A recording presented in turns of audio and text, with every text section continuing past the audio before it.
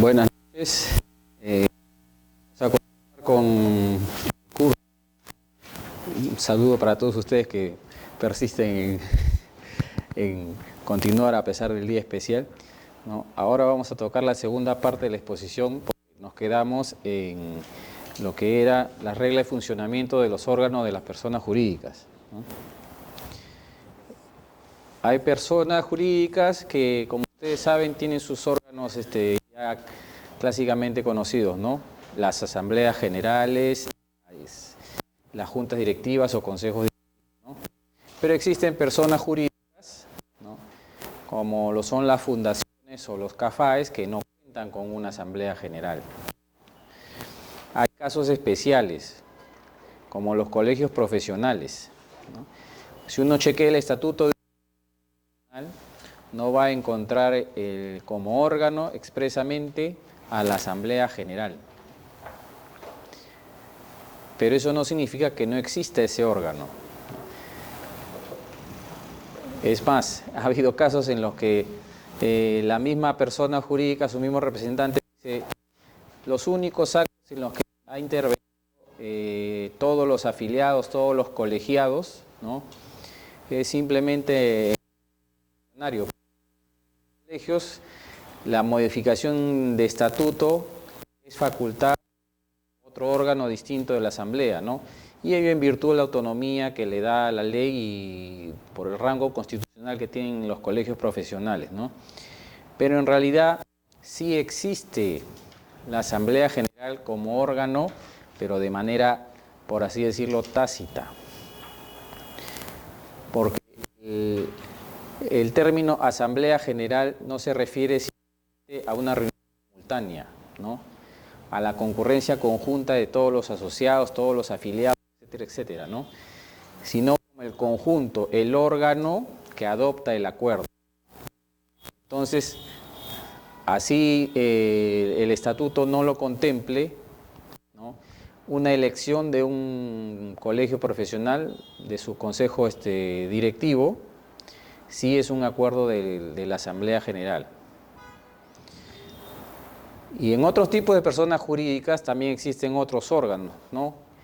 Consejo de Vigilancia, juntas revisoras, comité electoral, junta de calificación, ¿no?, comité de admisión, comité de armas, etcétera, etcétera. Obviamente muchos de esos órganos de carácter interno no van a acceder al registro, porque muchos de ellos no son relevantes institucional visto desde el punto de vista externo.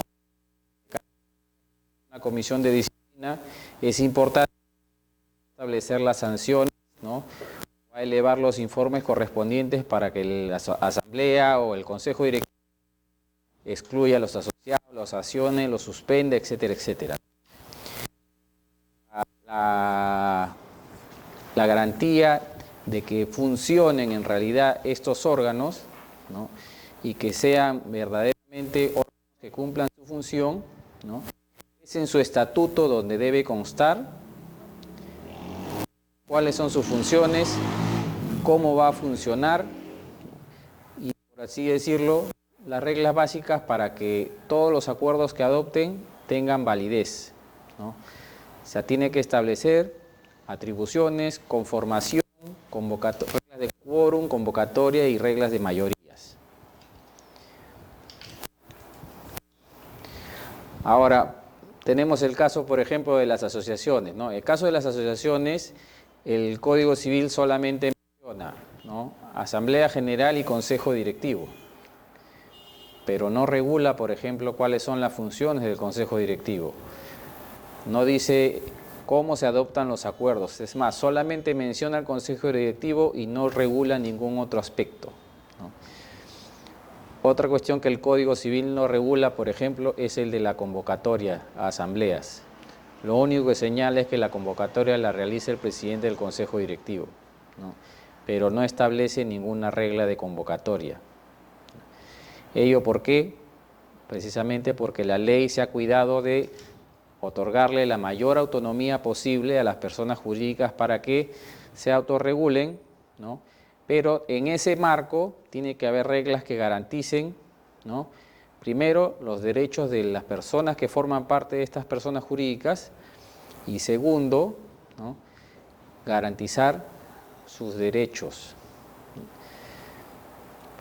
¿Qué pasa si no estuviera contemplado las atribuciones de un consejo directivo, por ejemplo, y este grupo sesiona y acorda excluir, ¿no?, a varios de los asociados a pesar que no han incurrido en ninguna causal? Entonces, esas normas que el Código Civil no regula y la mayor parte de leyes especiales de personas jurídicas no contempla, ¿no?, deben ser expresadas, ¿no?, en su estatuto, en su norma legal básica, ¿no?, aprobada por ellos, para garantizar estos derechos precisamente.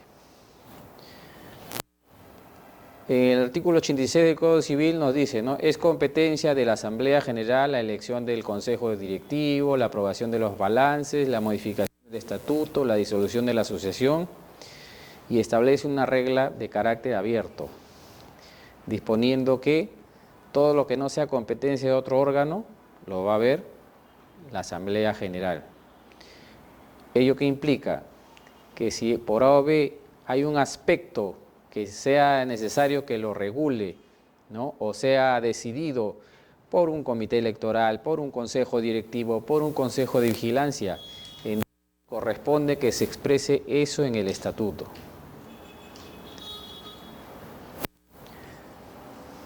Como les decía, el Código Civil no regula ninguna atribución para el Consejo Directivo, ¿no?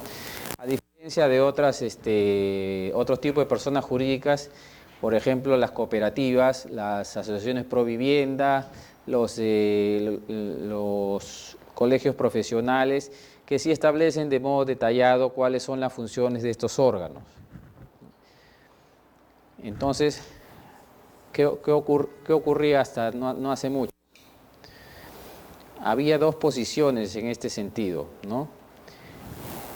Llegaba un acuerdo de consejo directivo sobre un punto que no estaba contemplado dentro de sus facultades, ¿no? Entonces, había un sector en lo que es la práctica registral que señalaba, ¿no?, las facultades, ¿no?, que le competen al consejo directivo de una asociación son expresamente las que están detalladas en el estatuto. Y hubo otro sector que asemejaba al consejo directivo con el directorio de una sociedad, ¿no?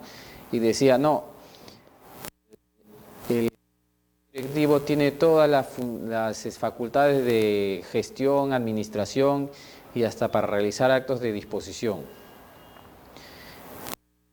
Con la práctica registral se ha optado ¿por qué? Porque en vía de interpretación no podemos darle más atribuciones, ¿no?, que la propia persona jurídica, en este marco de autorregulación que la ley le da, ha optado por conferirle. Porque si la voluntad de la persona jurídica hubiera sido esa, hubiera bastado expresarlo en el estatuto. Básicamente es una extensión del principio de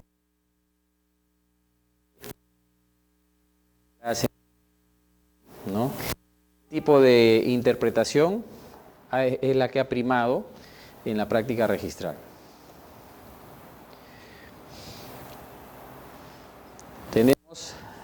Vamos a ver ahora la estructura organizativa de otros tipos de personas jurídicas, ¿no? Tenemos que básicamente, como les decía, la asociación cuenta con una asamblea general y un consejo directivo, ¿no? Pero en el caso, por ejemplo, de una fundación, ¿no?, una fundación tiene un grupo de administradores y el estatuto debe regular, por ejemplo, cómo se van a nombrar estos administradores, ¿no? Y si el estatuto no lo contempla, será el Consejo de Supervigilancia de Fundaciones el que lo haga. En el caso de un comité que tiene cierto parecido a las acciones o a las, por así decirlo, a la actividad de una asociación, y cuyas reglas se aplican supletoriamente. Igualmente, puede haber la renovación de los directivos, ¿no?, por acuerdo de su órgano competente, ¿no?, su asamblea general. Pero en el caso de cooperativas, por ejemplo, el texto único ordenado de la Ley General de Cooperativas establece como órganos 5 órganos. Asamblea General, el Consejo de Administración, ¿no?, estableciéndole, ¿no?, como regla principal que tienen un periodo de ejercicio cada uno de los directivos por un periodo de 3 años, ¿no?, pero con obligación de efectuar renovación anual por tercios. Esto es, un año se eligen a todos los integrantes del Consejo de Administración, al siguiente año un tercio de este número total de integrantes, pero sin considerar a los suplentes, ¿no?, se renueva, ¿no?, se nombran otros integrantes y al siguiente año otro tercio se viene renovando y se viene incorporando, ¿no? Por eso, los periodos que se eligen a los directivos registrados tienen que ser periodos de 3, 2 y 1 año. Mientras que en el caso de los suplentes, ellos siempre van a tener el periodo de 1 año. Y cuando reemplacen a un directivo, si reemplazan un directivo que tiene un periodo menor, ¿no?, de mandato, ellos van a cubrir ese periodo. Pero si el suplente tiene un periodo menor al reemplazado, solamente podrá ejercer ese periodo por el cual ha sido elegido.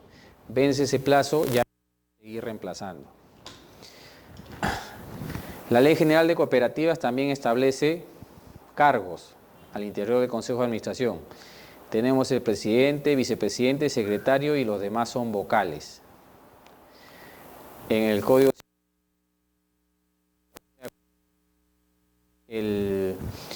el artículo 85 es el único que habla de un cargo, el de presidente. Después no vuelve a hacer referencia a cargo alguno, ¿no? También existen en las cooperativas el Consejo de Vigilancia, ¿no?, órgano encargado de supervisar, ¿no?, el manejo de las actividades del Consejo de Administración, el velar por la protección de los bienes, ¿no?, y controlar todas las operaciones, supervisar las auditorías, hacer propuestas e incluso puede llegar a convocar a la Asamblea General cuando el Consejo de Administración no lo hace a pesar de estar obligado, ¿no? Los miembros del Consejo de Vigilancia también se renuevan de esta forma, ¿no?, periodos de 2 años, pero por tercios y suplentes por 1 año. Y los cargos que les vicepresidente, secretario y vocales. La mayoría o mejor dicho, el número mínimo que puede tener el Consejo de Administración es 3, ¿no? Por eso, cuando se eligen, ¿no?, se eligen a los integrantes y luego en una sesión estos integrantes se distribuyen los cargos, ¿no? Entonces, imaginémonos que optan por tener un consejo de administración o un consejo de vigilancia o un comité electoral de 3 integrantes, ¿no? Solamente eligen estos 3 integrantes y les establece su periodo de mandato. Pero estos se van a reunir y van a designar entre ellos, tú vas a ser presidente, tú vas a ser vicepresidente, tú vas a ser secretario. Lo que no pueden hacer los órganos es ir contra lo que manifiesta la Asamblea. O sea, si la Asamblea elige a una persona por 1 año, el Consejo de Administración no puede decirle, ya, a ti te vamos a elegir por 2 años. Lo que tampoco puede es extender o cambiar la situación de cada directivo, ¿no? Que si yo fui elegido como titular, el Consejo de Administración acuerda cambiarme y ponerme en situación de suplente. No puede hacer eso el Consejo de Administración. Estos acuerdos de instalación solamente tienen vigencia de 1 año. Y eso es mucho lo que se confunde en las cooperativas, ¿no? Porque Algunas pretenden inscribir un presidente por 3 años, pero eso no se puede hacer porque se incumple el principio de renovación por tercios. Lo que busca la ley es la alternancia, de forma tal que, como les mencioné en la sesión anterior, la reelección solamente se va a poder dar si el estatuto la prevé, a diferencia de otras personas jurídicas. Ahora, en relación a las atribuciones del Consejo de Vigilancia, la ley es clara y expresa, ¿no? Prohíbe que mediante estatuto, acuerdo, etcétera, etcétera, se le amplíen las facultades, ¿no?, que la misma ley le da al Consejo de Vigilancia. Así que cuando se vaya a realizar un acuerdo de constitución de una cooperativa o una modificación de estatutos, el registrador tiene que verificar que no le hayan otorgado más facultades al Consejo de Vigilancia que los que la ley expresamente le señala. También existe un comité electoral, ¿no? Igualmente, renovación anual por tercio, cargos presidente, vicepresidente y secretario y vocales, ¿no?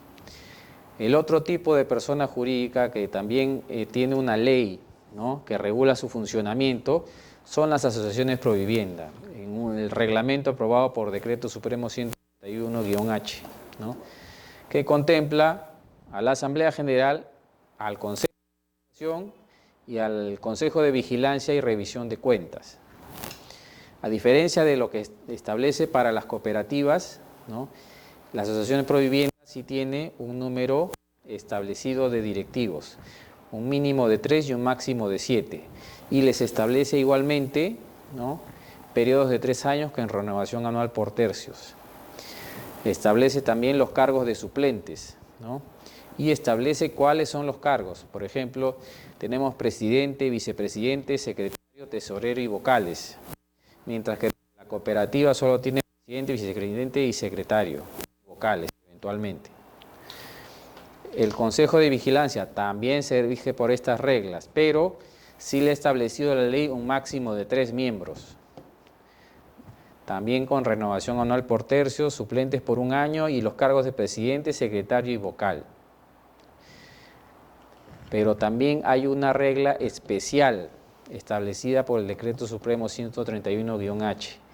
Mientras en las cooperativas tú tenías que establecer en tu estatuto si va a haber reelección y esa reelección va a ser, puede ser indefinida, el Decreto Supremo 131 establece que solamente, que un directivo no puede integrar un mismo consejo por más de 2 periodos consecutivos.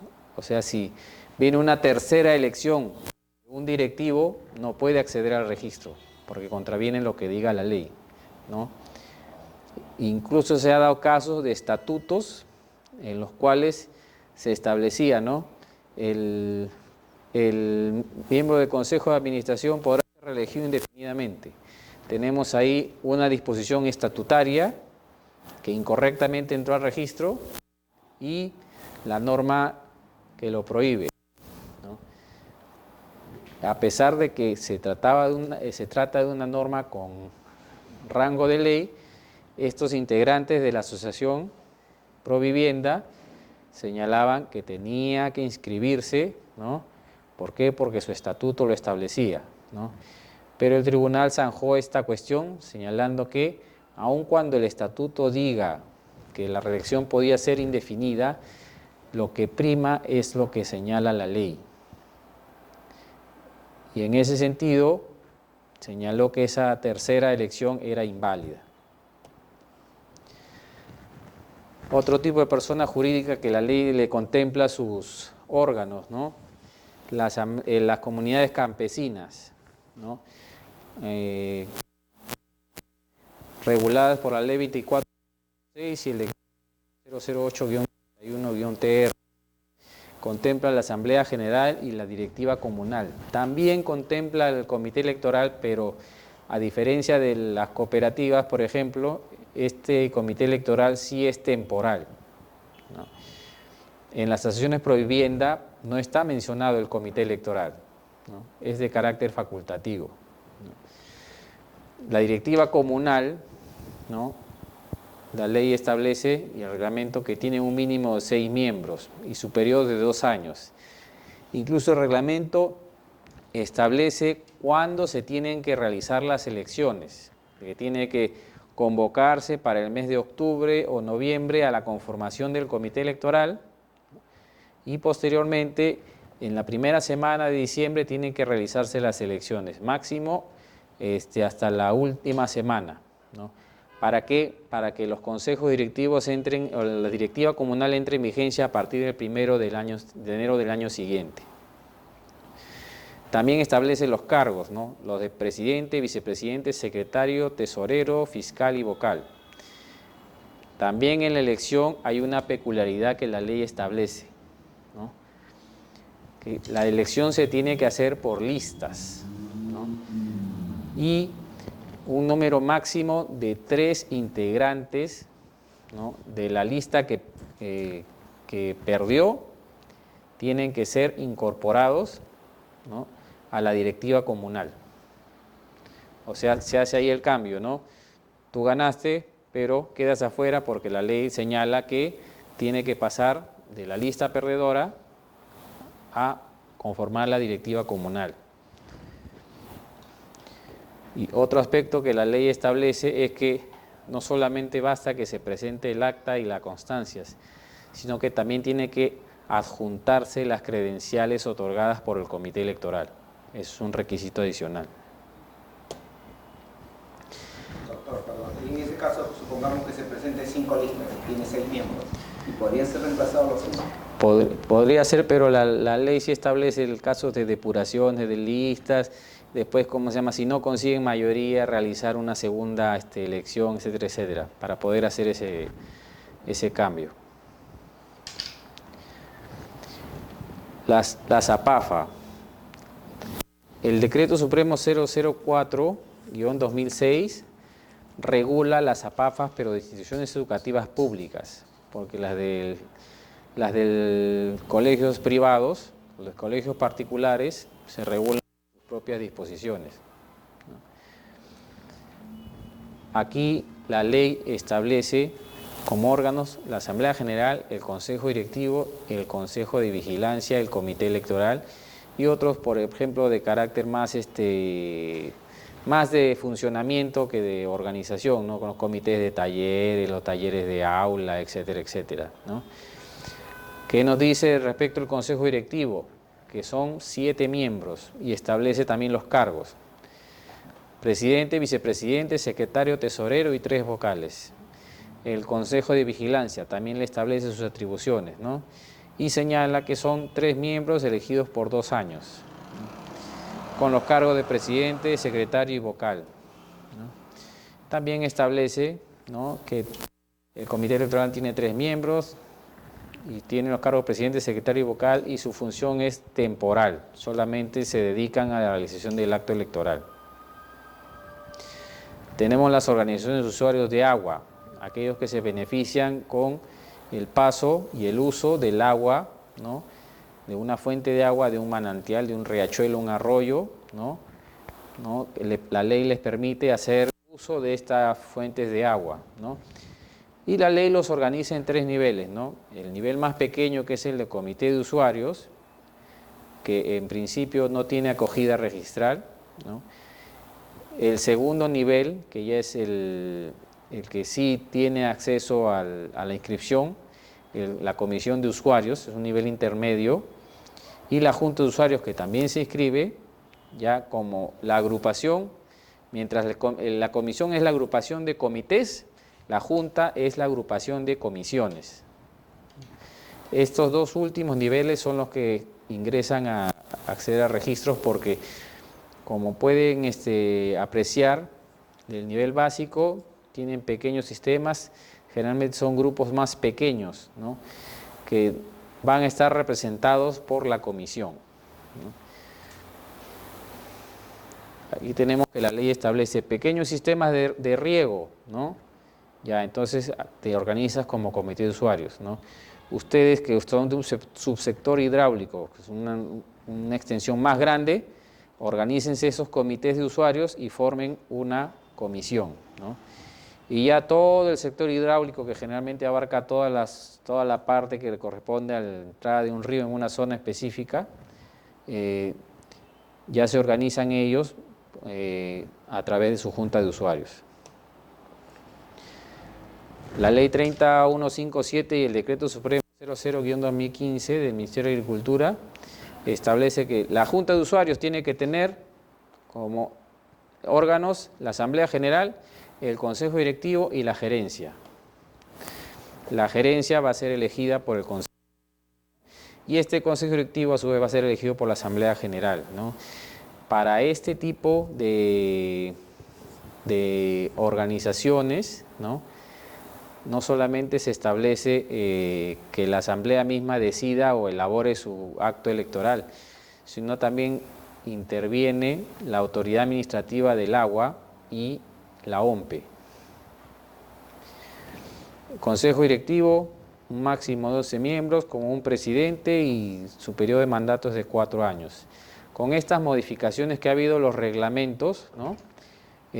Ha surgido un poco de complicación. ¿En qué sentido? Que la ley, ha salido ley para modificar, para establecer un nuevo régimen y exigía la obligación de adecuar los estatutos.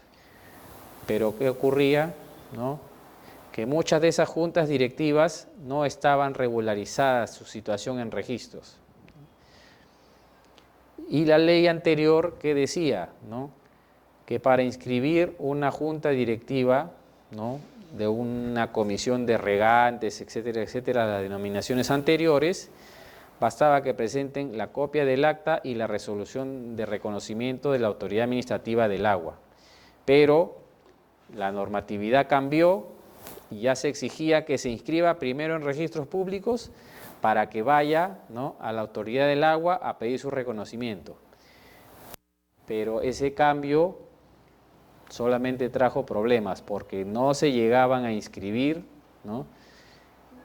No se llegaban a inscribir las juntas directivas y quedaban, registralmente hablando, en situación de acefalía, y en ese contexto no podían acceder a la Autoridad Administrativa del Agua. Y entonces, ¿qué ocurrió? Se optó por volver al esquema anterior, ¿no? De inscribir, ¿no? A las juntas directivas con la copia del acta y la resolución de la Autoridad Administrativa del Agua, ¿no?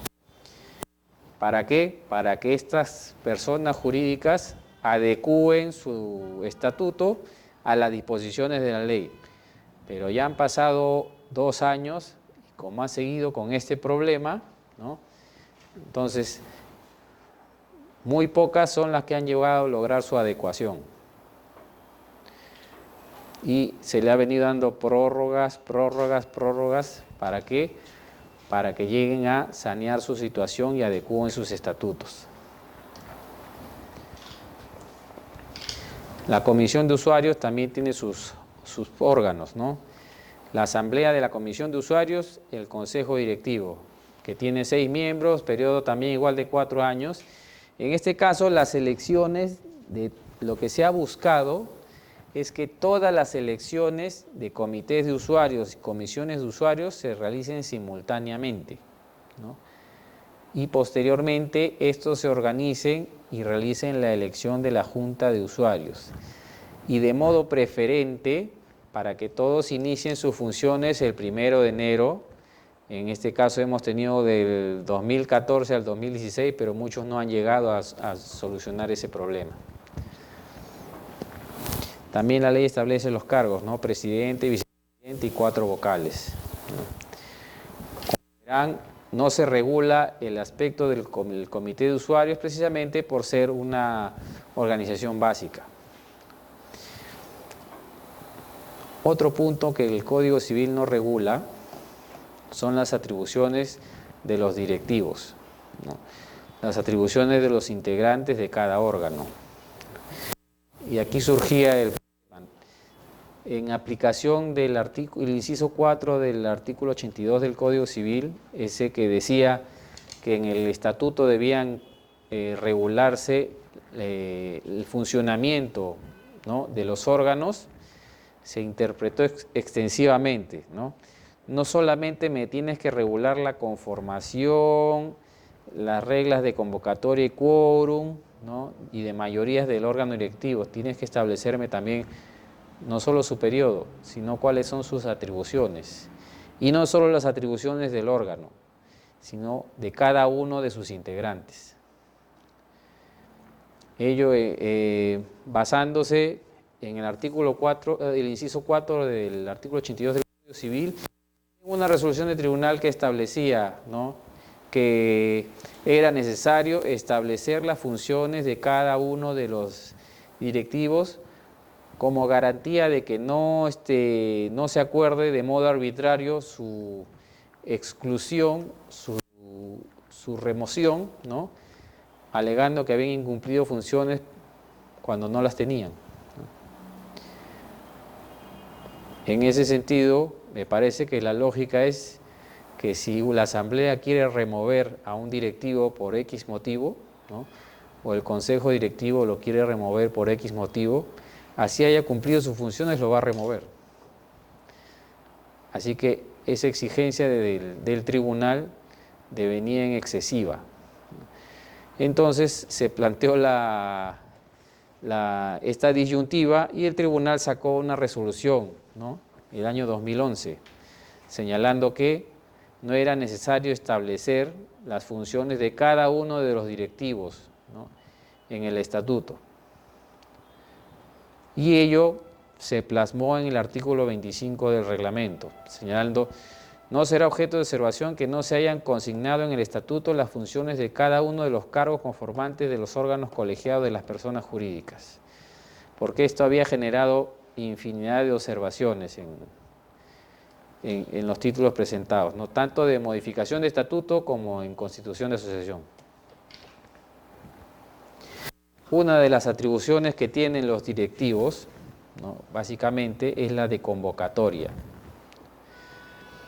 Como ustedes ya saben, en una asociación, el que tiene la principal atribución de convocatoria, ¿no?, es el presidente del Consejo Directivo, ¿no?, porque lo dice el artículo 85, ¿no? El presidente del Consejo Directivo convocará a esta Asamblea General, tal. Muchas personas jurídicas, muchas asociaciones o comités optaban por una regulación diferente. Querían que quien efectúe la convocatoria sea el Consejo Directivo.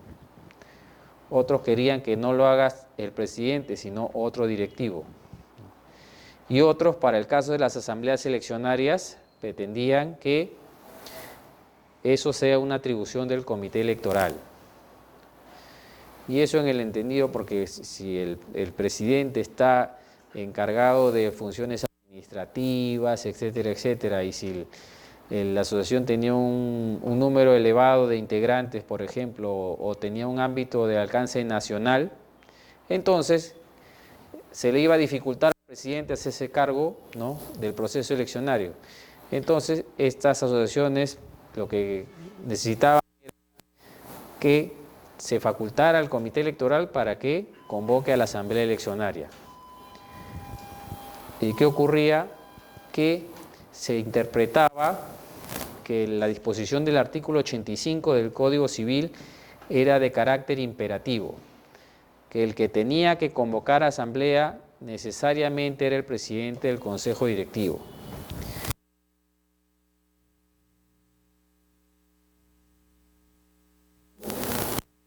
Estableció un precedente de observancia obligatoria por el Tribunal Registral, ¿no?, basado en una resolución del año 2000, ¿no?, señalando que era válido pactar en el estatuto de una asociación que sea un integrante del Consejo Directivo distinto al presidente quien convoque a Asamblea General. O sea, el Tribunal Registral abrió el abanico, ¿no?, para que sea otra persona distinta del presidente la que convoque a la asamblea. Esto también ha traído interpretaciones erróneas, ¿no? Ustedes habrán tenido oportunidad de ver que el artículo 85 del Código Civil habla de una convocatoria efectuada a solicitud del 10% de los asociados, ¿no? Entonces, algunos interpretaban como que el 10% de asociados podía convocar asamblea general.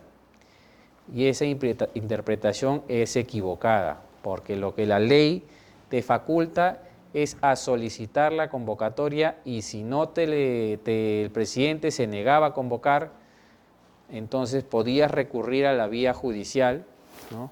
para que el juez ordenara la convocatoria con los temas de agenda que uno había solicitado en la demanda.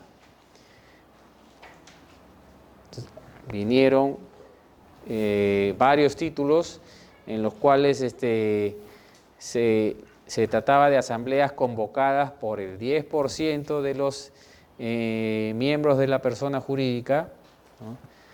Incluso modificaciones estatutarias que señalaban que cualquier socio podía efectuar la convocatoria, ¿no? Cuando la finalidad de la ley es precisamente excluir la autoconvocatoria, ¿no?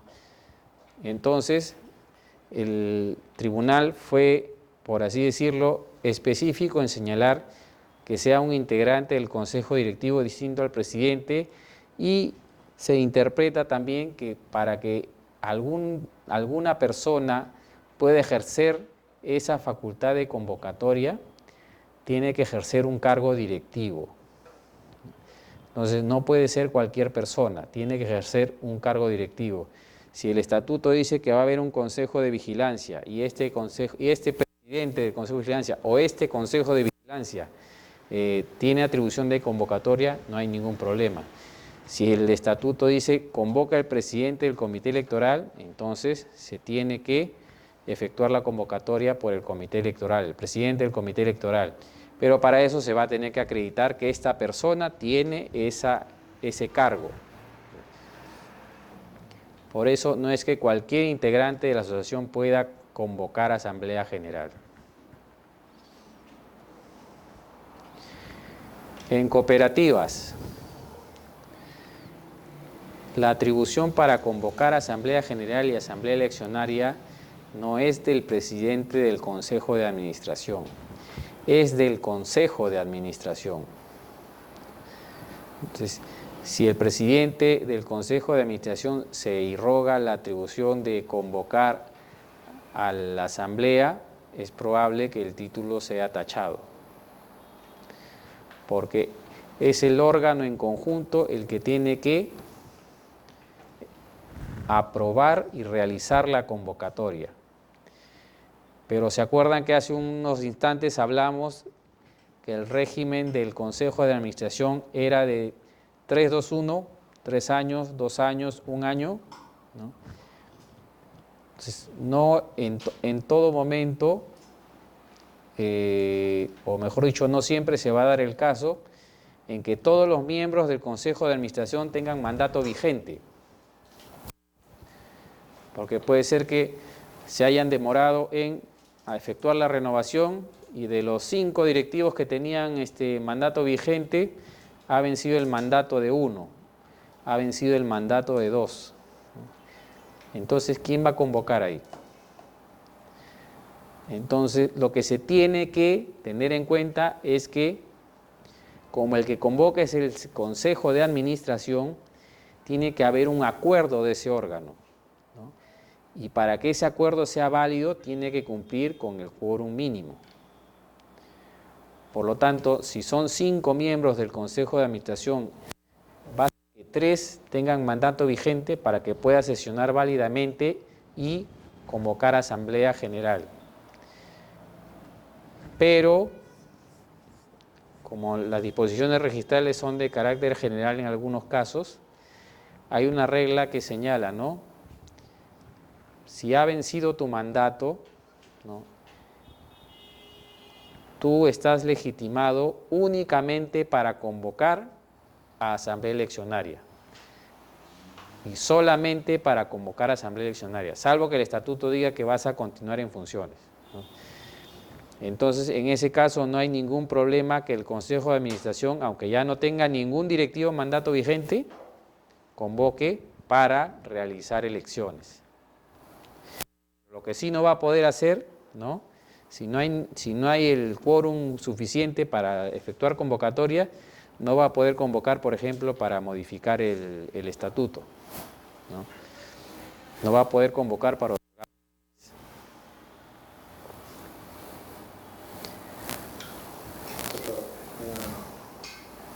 duda. Cuando una asociación que va a Céfala, entiendo, como usted está explicando, que el anterior presidente está legitimado para convocarla. ¿Eso es así? Sí, pero para convocar a asamblea eleccionaria. Sí. No otro punto, salvo que el estatuto diga que vencido tu mandato continúas en funciones hasta que se elija uno nuevo, ¿no? Si el estatuto dice eso, entonces puede convocar para cualquier tema. Pero ojo que esto no se da en asociaciones provivienda ni en cooperativas.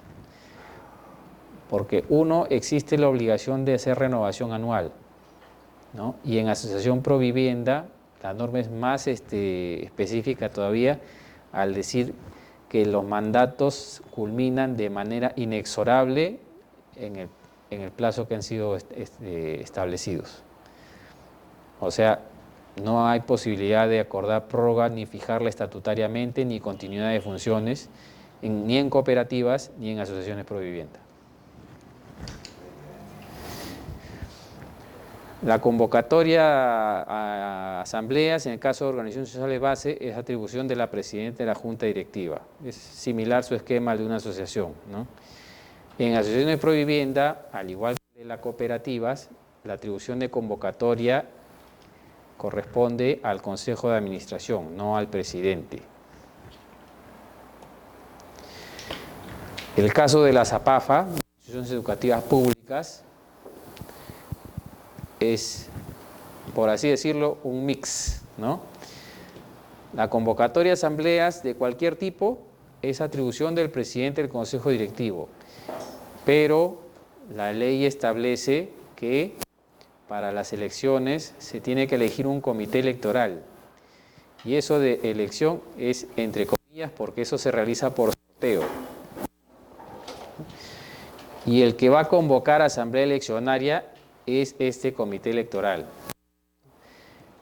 Pero si ni el presidente, ¿no?, ni el comité electoral efectúan la convocatoria, se niegan a hacerlo, no lo hicieron por algún motivo, el que convocará a asamblea es el director del plantel, ¿no?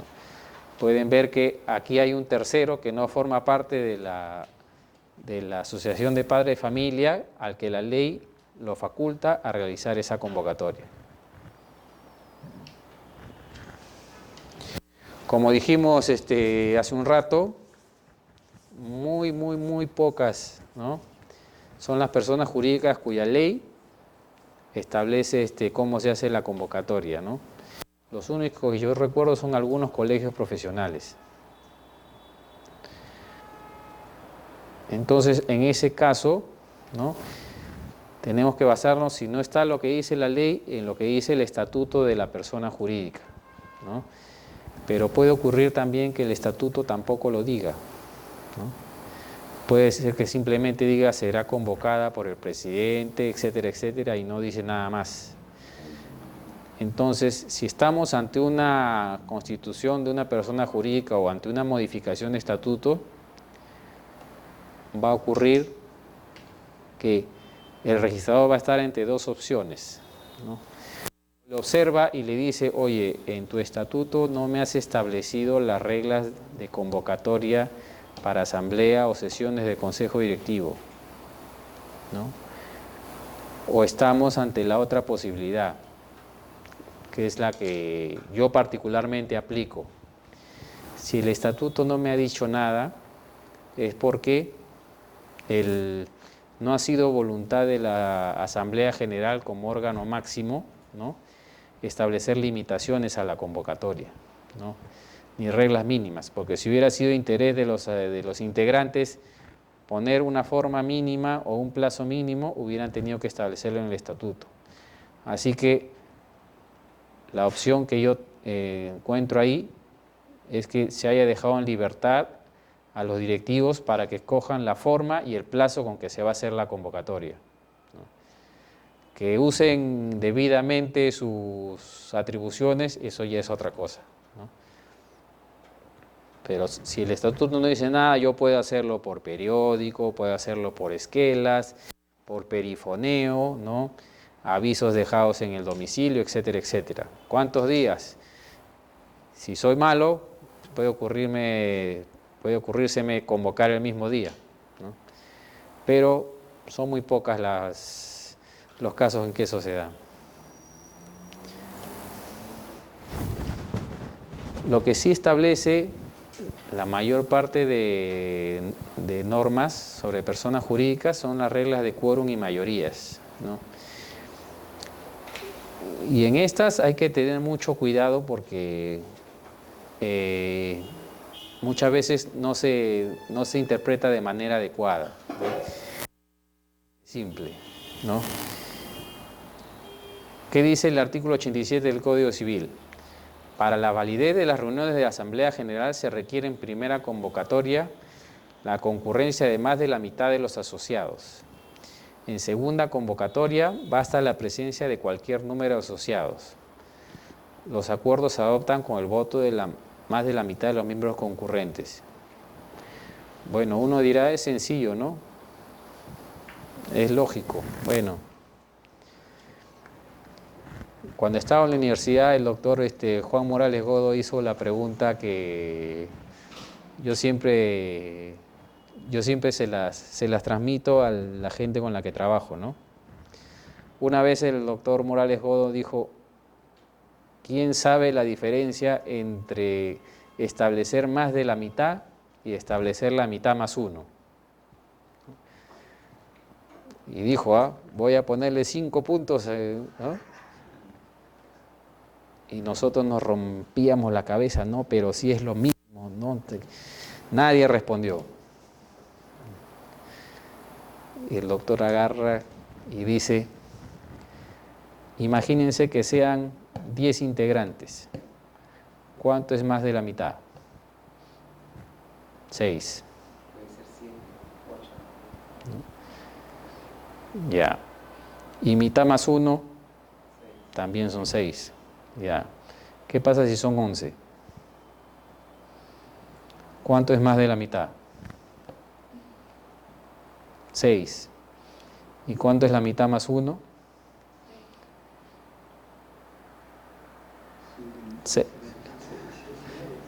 6 y medio. Como no puede haber media persona, entonces son 7. Y a veces por esa persona que faltaba, títulos se han ido a la tacha.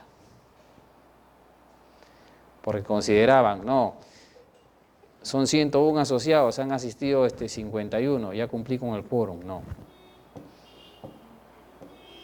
Tu quórum no es 51.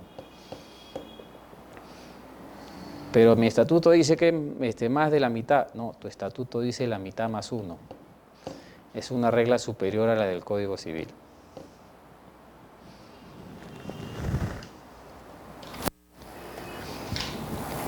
Y aquí hay otro tema que también parece sencillo, pero si vieran la cantidad de estatutos que han salido observados por no entender esta disposición, ¿no?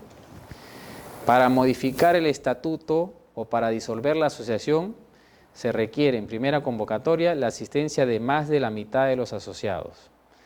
Los acuerdos se adoptan con el voto de más de la mitad de los miembros concurrentes. En segunda convocatoria, los acuerdos se adoptan con los asociados que asistan y que representen no menos de la 10ª parte. Ustedes saben que la suma de los factores no altera el producto, ¿no? Perdón, el orden de los factores no altera el producto, ¿no? Bueno, eso no se da en este caso. Muchos estatutos lo que han hecho es invertir el orden. ¿Por qué? Porque la primera parte nos establece una regla de quórum. Se requiere en primera convocatoria la asistencia de más de la mitad de los asociados. Regla de quórum, ¿no? Los acuerdos se adoptan con el voto de más de la mitad de los miembros concurrentes. Esa es una regla de mayoría, ¿no? Pero en la última parte, ¿qué dice? En segunda convocatoria, los acuerdos se adoptan con los asociados que asistan y que representen no menos de la 10ª parte. ¿Qué significa eso? ¿No? Que es a la vez una regla de quórum y es a la vez una regla de mayoría. ¿Qué hacen? Invierten el orden y se incumple lo que dice el Código Civil. ¿Por qué? Si son 100 asociados, por ejemplo, ¿no? ¿Cuánto es la 10ª parte? 10. Ya. Entonces dices, han asistido 10, ya tengo quórum. Entonces el acuerdo lo adopta más de la mitad de esos 10 y ya cumplí la regla de mayoría. No. La ley dice, se adoptan con los asociados que asistan y que representen no menos de la 10ª parte. O sea que si asistieron 10, ¿no? Esos 10 tienen que votar a favor del acuerdo. O sea, en ese caso tiene que ser unánime, ¿no? El mínimo que puede asistir es el 10% y el mínimo que puede votar a favor de ese acuerdo es el 10%. Pero cambian el orden y se incumple la regla del Código Civil.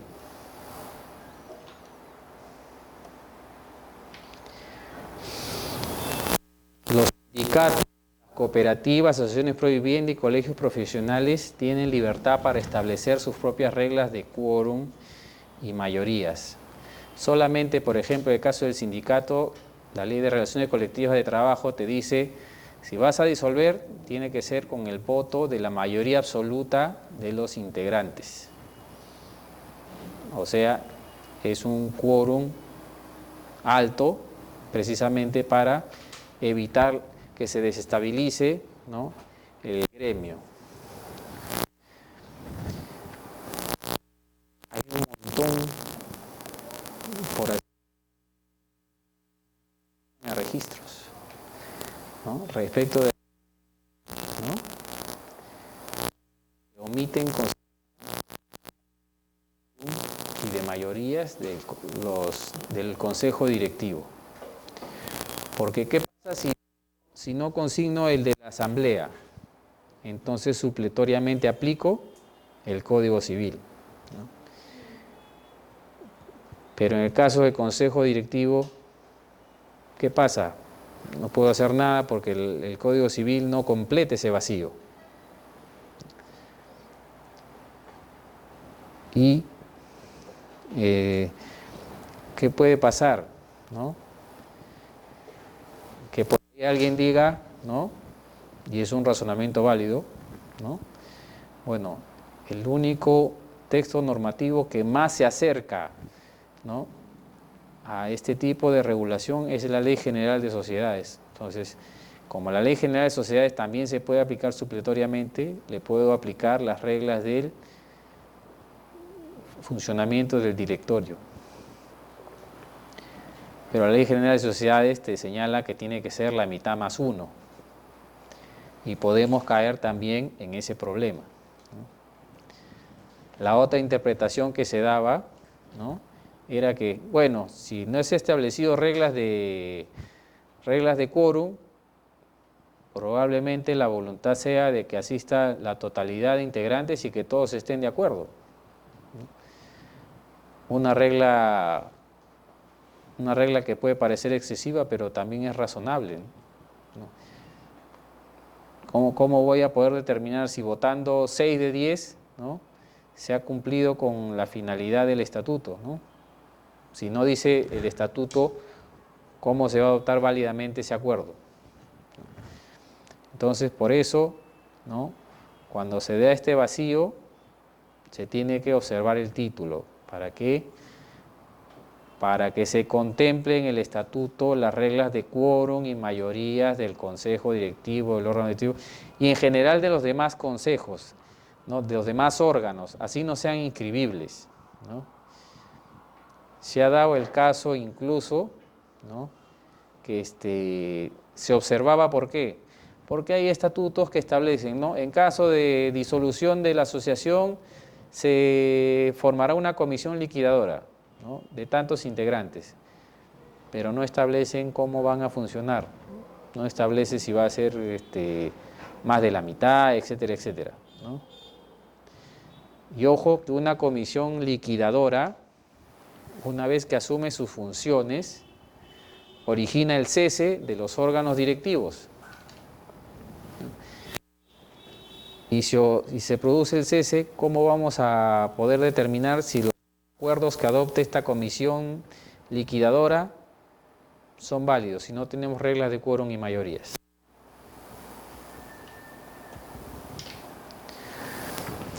Los requisitos del artículo 24 del reglamento del registro de personas jurídicas, ¿no?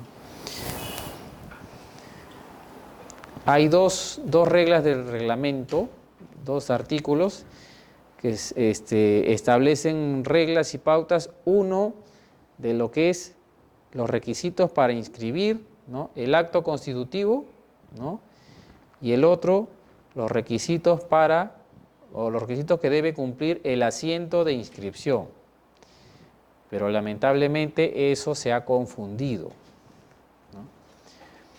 En principio, antes de que salieran los reglamentos, el primer reglamento presentaba una constitución, ¿no?, decía: se reunieron los firmantes, los abajo firmantes, a fin de aprobar por unanimidad a constituir la asociación tal, aprobar el estatuto y tal, ¿no? Y abajo el notario ponía, pues, ¿no?, 25 firmas ilegibles, ¿no? Entonces, uno no sabía quiénes eran los integrantes que habían fundado esa asociación. Entonces, el tribunal venía estableciendo, ¿no?, como en esa época la calificación se hacía en base a las copias de los libros padrones, ¿no? Entonces, uno tenía que verificar, ¿no?, si en ese padrón estaba el grupo de asociados hábiles e inhábiles para poder determinar cuál era el quórum, ¿no? Y en casos en que no había un integrante que esté legitimado para convocar, si se invocaba que había sido una asamblea universal, uno tenía que cotejar ese padrón con el último antecedente. Y si ese último antecedente era una constitución y encontrabas que decía solamente tantas firmas ilegibles, no podías cotejar si en realidad había sido una sesión universal, ¿no? Entonces, en principio lo que hizo el reglamento fue: tienes que identificar a las personas que intervienen en el acto constitutivo. ¿Qué tienes que poner? El nombre completo, el DNI y el DNI de las personas que conforman. Y no solo eso, sino que también tiene que constar sus firmas, ¿no?, las firmas de todos ellos al final del acta, ¿no? Y si se trata de personas jurídicas, tienes que indicar en qué partida están registradas y quién es la persona que actúa en su representación, ¿no? En la zona donde yo vivo hay una asociación que está viendo su institución, en el cual, ya está escrito lo que aquí me explico, pero al final hacen la relación de todo, o sea, de todos los componentes.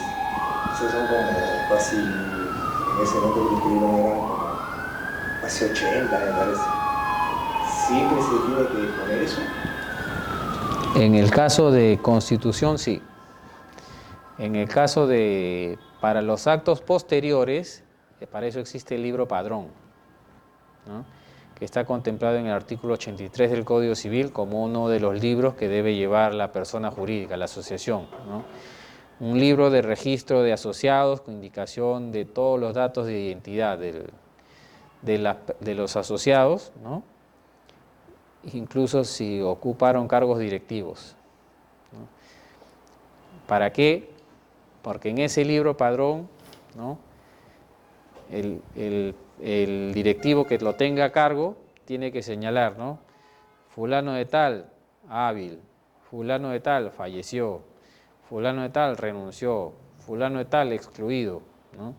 Entonces, toda esa información tiene que ir en el libro padrón. A la hora de llamar a asamblea, ¿no? El encargado de, por ejemplo, el encargado de economía, el secretario de economía, ¿no?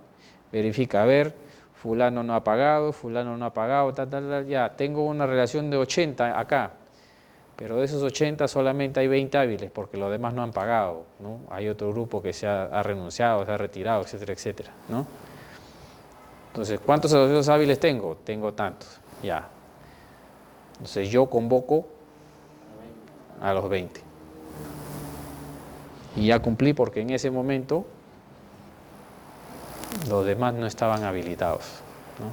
Entonces, el Código Civil te obliga a que lleves ese registro actualizado de todos tus miembros, ¿no?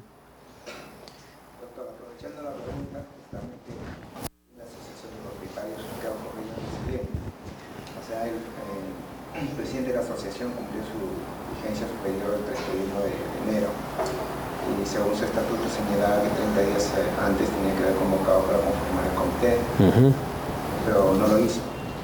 Entonces terminó en enero y los asociados convocaron una reunión y conformaron un comité electoral. Pero, como acaba de mencionar, el comité electoral estaba conformado por socios que no estaban habilitados, puesto que había muchos deudores. Frente a esto, la señora anterior, la presidenta, presentó varias tachas. Sin embargo, la asamblea lo ratificó, que ellos prosiguieran. Y hicieron la elección, porque se presentó un solo candidato. Y acá también se suscitó una serie de irregularidades en el sentido de que el presidente elegido no era un socio hábil, no estaba en el libro padrón, sino que era pareja de la persona que sí estaba habilitada. Entonces, y ahí también lo ratificaron la Asamblea General. Entonces, y bueno, ahora lo llevaron a registros y no sé qué observaciones lo habrán hecho. Y entonces lo que ha hecho el nuevo comité es hacerlo firmar, o le está pidiendo una firma a la señora como si ella hubiera convocado una asamblea general. Doctor, ¿cómo se soluciona esta situación? Mira, para empezar, como dijimos hace un rato, la asamblea no puede autoconvocarse. Primera falla, ¿no? Segundo punto, si el estatuto dice que los directivos tienen que ser asociados, ¿no? O los miembros del comité electoral tienen que ser asociados, no puedes incumplir eso, ¿no?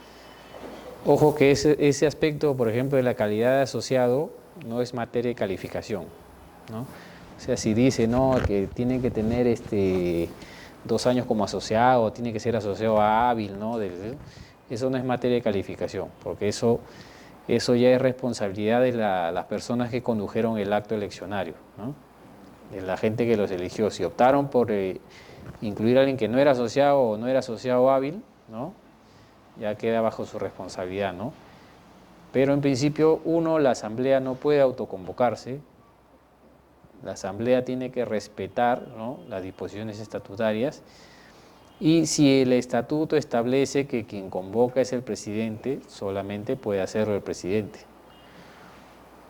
Ojo que ni siquiera el consejo directivo puede convocar para el Código Civil, ¿no? El consejo directivo puede acordar convocar a asamblea, ¿no?